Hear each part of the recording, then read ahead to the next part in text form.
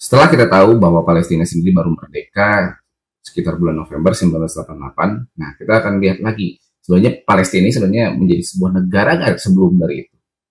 Dan kita tahu sendiri bahwa Palestina juga dijajah sama Inggris, sebelumnya lagi dijajah sama Turki Utsmani. Jadi mereka sendiri pun sebenarnya belum pernah mengikrarkan diri menjadi sebuah negara. Belum pernah mengikrarkan diri sebagai sebuah negara ataupun sebuah kerajaan. Itu ironisnya ya.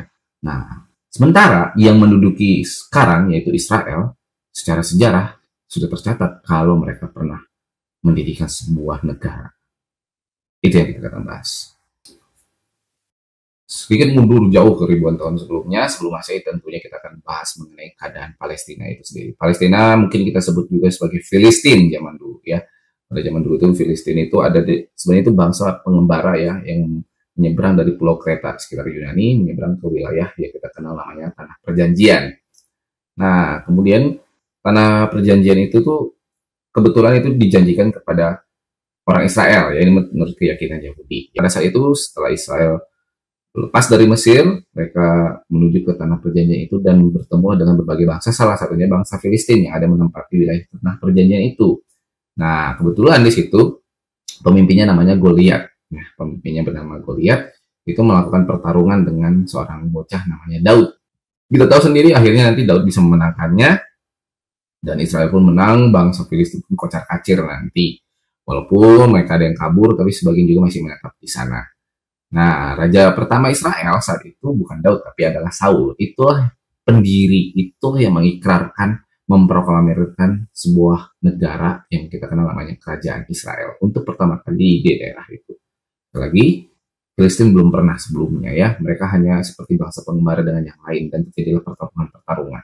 Jadi selain bangsa Filistin, banyak lagi bangsa-bangsa lain di sekitar itu yang ditaklukkan sama Israel. Ya, nah, kemudian setelah itu nanti Saul digantikan oleh Daud, semakin dipertegaslah kerajaan itu semakin besar, bahkan nanti puncaknya mencapai tertingginya pada zaman Raja Sulaiman atau Salomo. Nah, di sini tuh makin berjayalah Israel. Namun setelah peninggalannya Sulaiman inilah terjadi malapetaka, ketika itu nanti Israel terjadi perang saudara, akhirnya terbagi dua lah antara Israel dengan Yudea. Israel terdiri atas 10 suku dan Yudea nanti ada 2 suku ya. Itu Yehuda dan Benyamin ya. Kemudian 10 suku ini nanti berkembang diserang, ditaklukkan oleh bangsa Assyria dari Mesopotamia. Nah, mereka diserang, ditaklukkan dan bangsa-bangsa mereka pun disebar ke seluruh penjuru sampai ke seluruh Eropa. Jadi kerajaan Israel lenyap di sini.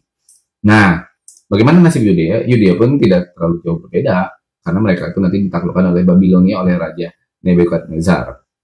Bahkan Raja Nebukadnezar ini tidak sekedar menghancurkan, mereka juga menangkapi berbagai orang Israel, diangkut ke wilayah Babilonia untuk jadi budak ya. Jadi budak hampir puluhan tahun lah, akhirnya mereka menetap di wilayah Babilonia.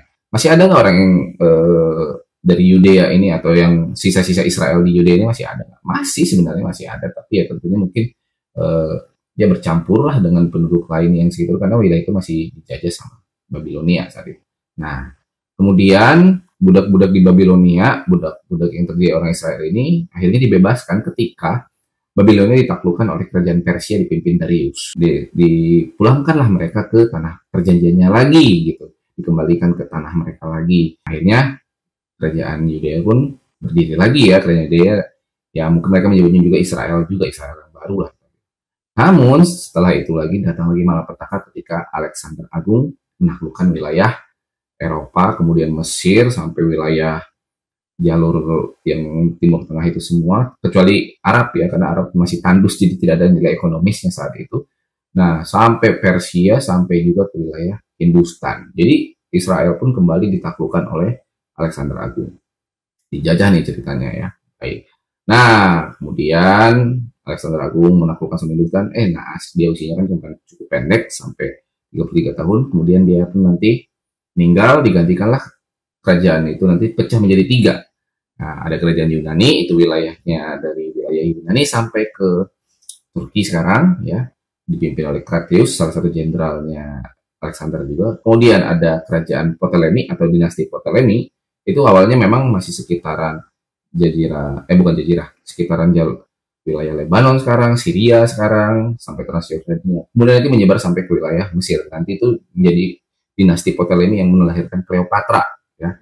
Nah, Ptolemei atau Ptolemeus. Kemudian satu lagi itu adalah kerajaan Seleucid atau Seleucos, dipimpin Jenderal Seleucos hari ini juga. Itu dari Rusia bagian selatan dekat Laut Baltik ya, Laut Baltik sampai nanti ke Persia dan Hindustan. Nah, itulah ya. Jadi terbagi tiga nih kerajaan bekas Alexander. Seiring waktu nanti kerajaan Yunani dan dua lagi itu ditaklukkan oleh kerajaan-kerajaan lain. Salah satunya kerajaan yang menaklukkannya adalah dinasti Ptolemei itu ditaklukkan oleh kerajaan Romawi, termasuk juga nanti Yunani ditaklukkan oleh Romawi. Lahirlah nanti peradaban Bizantium. Sementara Seleucos atau Seleucid itu nanti ditaklukkan oleh kerajaan Persia, tapi Persia baru ya, Persia baru. Nah, pertarungan itu dimenangkan oleh Persia baru sehingga terjadilah nanti persaingan antara timur barat yaitu antara Romawi dengan Persia baru ya tapi. Nah, terjadi pertarungan inilah pada masa terjadi dominasi antara dua kekaisaran besar ini. Nah, lahirlah nanti Islam di Arab. Nah, lahirlah Islam nanti di Arab di sini ya. Nah, terjadi pertarungan ini sampai nanti akhirnya pelan-pelan Arab pun berkembang nanti terutama dengan kekuasaan Islamnya sampai pada titik nanti khilafahnya itu Umar bin Khattab berhasil menaklukkan wilayah Romawi sebagian, termasuk juga nanti tanah Israel juga ditaklukkan oleh Umar bin Khattab nanti ya. Nah, tapi sebelum itu ke sana, pas zaman Romawi ini orang-orang Israel itu makin disebar sehingga bisa dibilang tanah Israel itu ya semakin kosong lah, artinya makin kosong dalam artian ya bukan berarti nggak ada orang Yahudinya lagi, masih ada tapi benar-benar disebar oleh orang Romawi. Nah, begitu masuklah nanti Arab di bawah pemerintahan Umar bin Khattab, maka di sana yang paling banyak dominan adalah orang-orang Filistin, sehingga terjadilah percampuran antara orang Arab dengan Filistin. Yang kebetulan nanti orang Arab melahirkan Arab Filistin yang sebelumnya orang Filistin banyak menyembah dewa, berhala. Nah, karena Islam masuk bersama orang Arab, maka mereka masuk memeluk agama Islam. Maka terciptalah Arab Palestina. Nah, sampai sini ya, terciptalah Arab Palestina. Tapi itu sebagai bangsa juga, sebuah bangsa pengembara bisa dibilang. Belum sebagai sebuah kerajaan. Setelah Arab nanti berkembang, takluk lagi lah mereka dengan perkembangan bangsa membawa panji Islam lainnya, yaitu Turki Utsmani. Nah, Turki Utsmani ini nanti berkuasa sampai puncaknya ketika menaklukkan Konstantinopel. Nah, makin besarlah kekaisaran Turki Utsmani ini sampai nanti akhirnya mereka mengalami kemerosotan sehingga pada abad 20 nanti pas Perang Dunia Pertama terjadilah peperangan yang ironisnya mereka mengalami kekalahan. Nah, mereka kalah terhadap sekutu atau blok lain ya, yang waktu itu ada Inggris, Prancis. Nah, akhirnya Inggris Prancis ini mengambil alih nih beberapa wilayah Turki. Ya, Turki Utsmani saat itu yang sampai ke wilayah Mesir itu sebagian wilayahnya itu sebagian besar itu jatuh ke tangan Inggris dan Prancis. Yang tersisa adalah Turki yang sekarang. Itu pun hasil perjuangan Kemal Atatürk dalam perjanjian Luzon. Kalau perjanjian Sevres itu wah jelek banget lah pokoknya, kecil banget wilayahnya.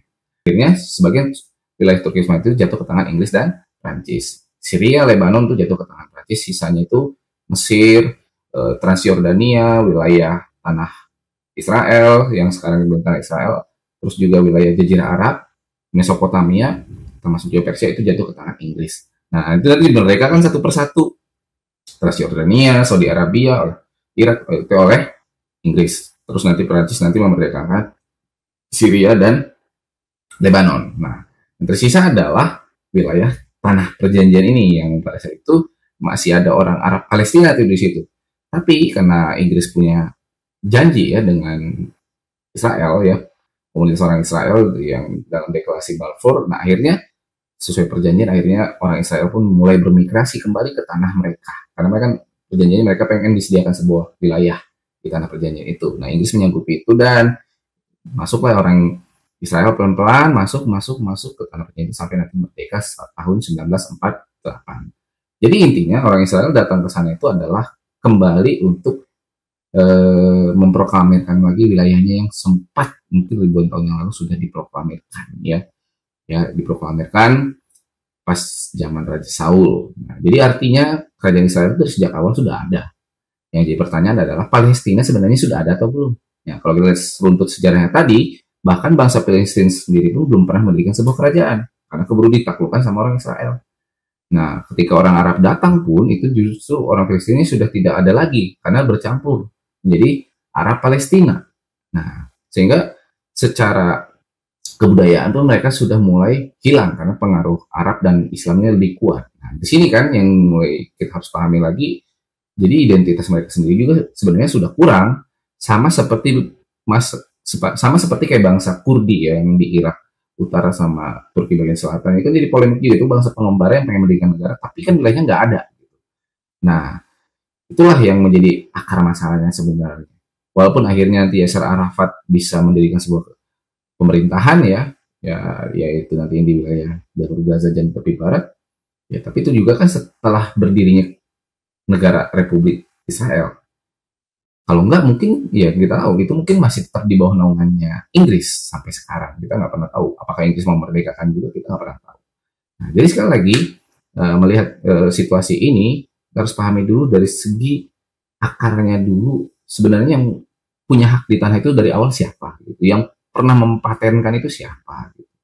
Nah, kalau udah lihat kayak gini kan sebenarnya ya sejarah tidak pernah bohong, faktanya memang demikian.